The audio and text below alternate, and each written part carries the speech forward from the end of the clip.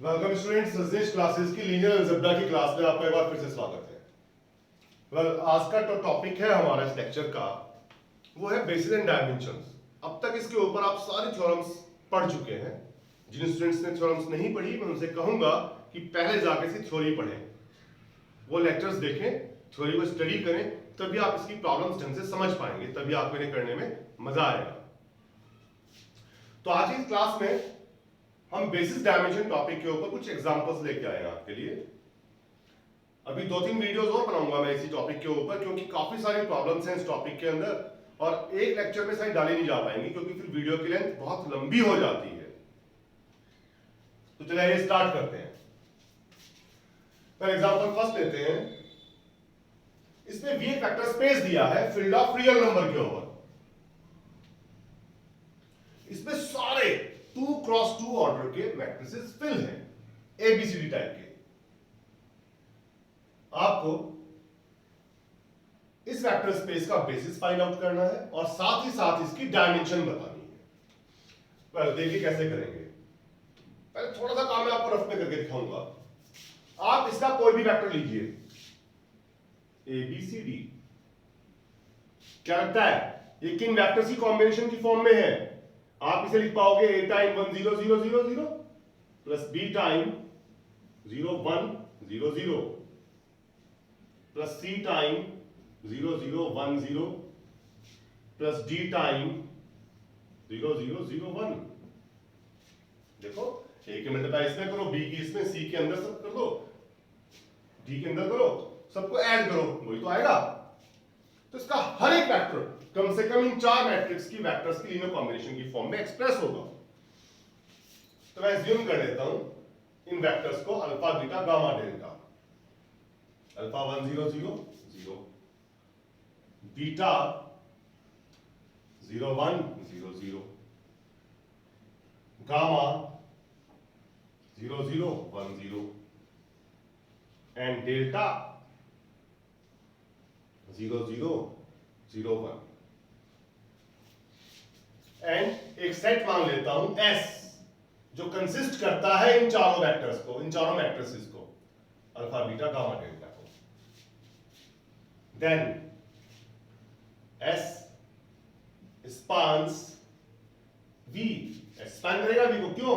Since for any vector, vector क्या है अब इसके अंदर? मैट्रिसेस।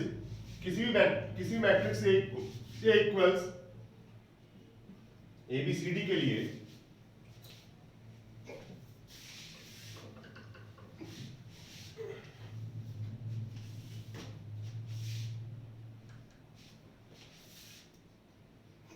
वी हैव, ए को आप ऐसे लिख पाओगे a time 1 0 0 0 plus b time 0 1 0 0,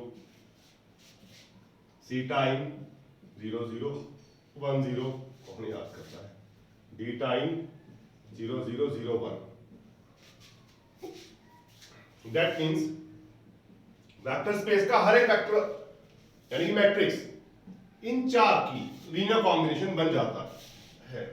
A alpha plus b beta plus c gamma plus d delta. Hence linear span of S is V, क्योंकि V का हर एक वेक्टर इन चार वेक्टर की ही लीनियर कॉम्बिनेशन है। Now S is linearly independent. अब मैं दिखाऊंगा कि S लीनियरली इंडिपेंडेंट भी है। कैसे?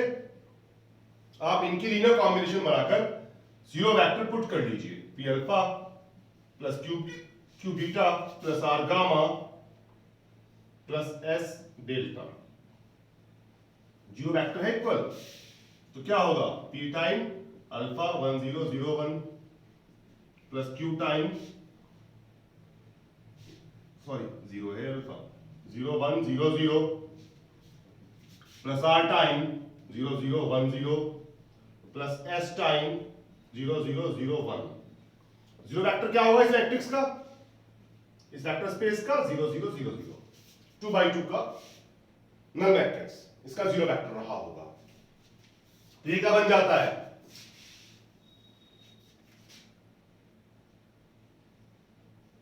P की मल्टीप्लाई अंदर की, Q के अंदर, R के अंदर, S के अंदर, सबको जोड़ दिया, ऐड कर दिया। इस प्लेस पे क्या आएगा? P plus 0 plus 0 plus 0। इस पोजीशन पर 0 प्लस Q प्लस 0 प्लस 0। इस पोजीशन पर 0 0 R 0। इस पोजीशन पर 0 0 0 S इक्वल 0 0 0 0। कंपेयर किया तो कोई भी दो मैट्रिक्स तभी सेम होते हैं जब उनके कॉरेस्पॉन्डिंग एलिमेंट सेम रहे हो। P भी 0, Q भी 0, R भी 0, S भी 0।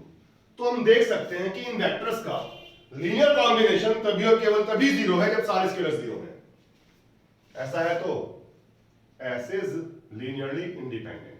S स्पैन भी कर रहा है, लीनियरली इंडिपेंडेंट भी है, तो हेंस S इज ए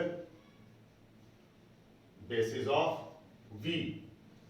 अगर S V का बेसिस है तो V की डायमेंशन क्या रही होगी? Number of elements in the basis. कितने एलिमेंट्स हैं? 4। V की डायमेंशन 4 हो जाएगी। अब आपको मैं कहूंगा कि वीडियो पॉज करते हुए आपसे नोट कर लीजिए ताकि हम अगले एग्जांपल की ओर चल सकें। चलो एग्जांपल सेकंड लेते हैं। एग्जांपल सेकंड में वेक्टर स्पेस है सभी सिमेट्रिक मैट्रिसेस का, 2x2 टाइप के। सिमेट्रिक मैट्रिक्स क्या होते हैं? जिनका ट्रांसपोज करने पर मैट्रिक्स अनचेंज रहे। तो सिमेट्रिक मैट्रिक्स इस टाइप के रहे होंगे, A B C A। क्यों? इसे ट्रांसपोज करो,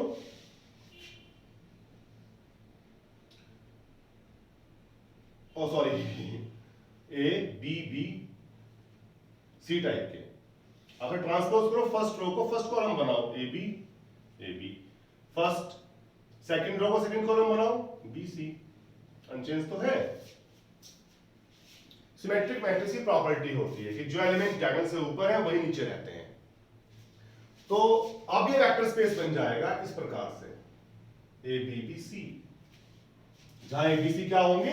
रियल नंबर। हमें इसका बेसिस निकालना है। तो अब मैं 3 वेक्टर लूंगा, इसका कोई भी vector low, A B B C किनकी कॉम्बिनेशन बनेगा?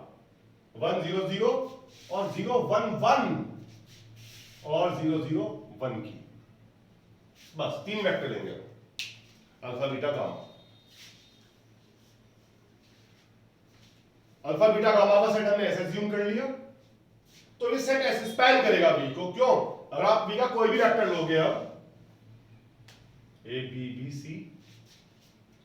तो कॉम्बिनेशन बन जाएगा सेट S के वेक्टर्स की। क्यों बनेगा? देखो यहां 1 1 प्लस C टाइम 0 0 0 1। आप देख सकते हैं A की मल्टीप्लाई अंदर जाएगी, B के अंदर जाएगी, C के अंदर जाएगी, वही तो बन जाएगा A B B C। तो वेक्टर स्पेस का हर एक वेक्टर इन 3 वेक्टर्स की लीनियर कॉम्बिनेशन है, यानी S के वेक्टर्स की लीनियर कॉम्बिनेशन है, तो ऐसे स्पैन कर जाएगा V को। अब मैं दिखाऊंगा कि S इंडिपेंडेंट भी है, तो मैं सेट S के वेक्टर्स की लीनियर कॉम्बिनेशन 0 वेक्टर डाल दूंगा।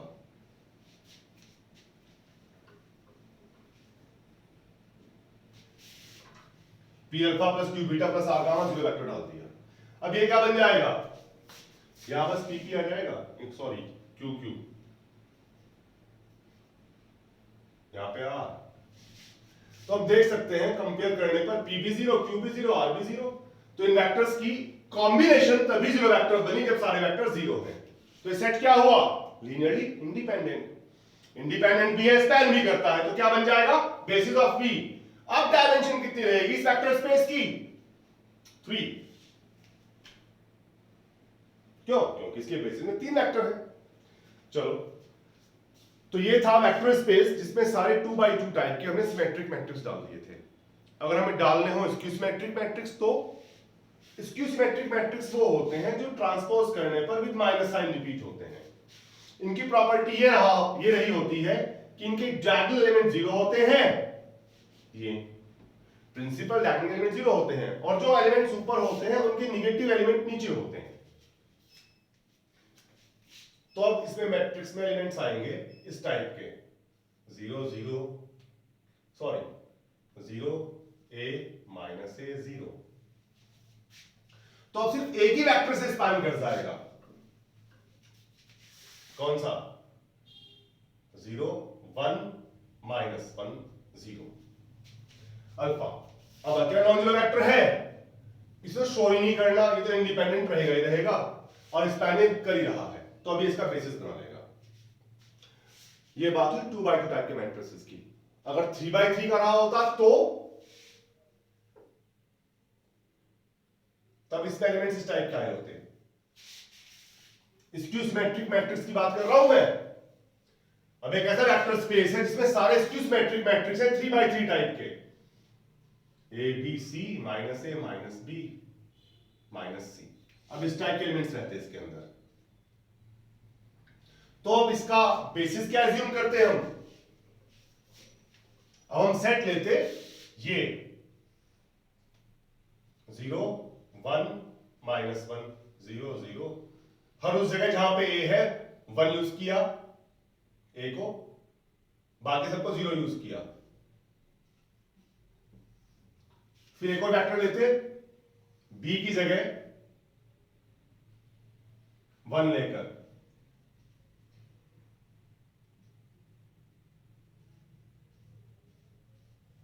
फिर एक और वेक्टर लेते सी की जगह 1 लेकर। अब ये 3 मैट्रिक्स इसे स्पैन करते और इंडिपेंडेंट भी रहते, तो अब इसकी डायमेंशन 3 हो जाती। अगर से रहते सिमेट्रिक मैट्रिक्स तो 3x3 टाइप के, 3x3 टाइप के सिमेट्रिक मैट्रिक्स इस प्रकार के होते ABC ABC PQ PQ R। जो एलिमेंट्स डायगोनल से ऊपर है वही एलिमेंट्स डायगोनल से नीचे रहे होते।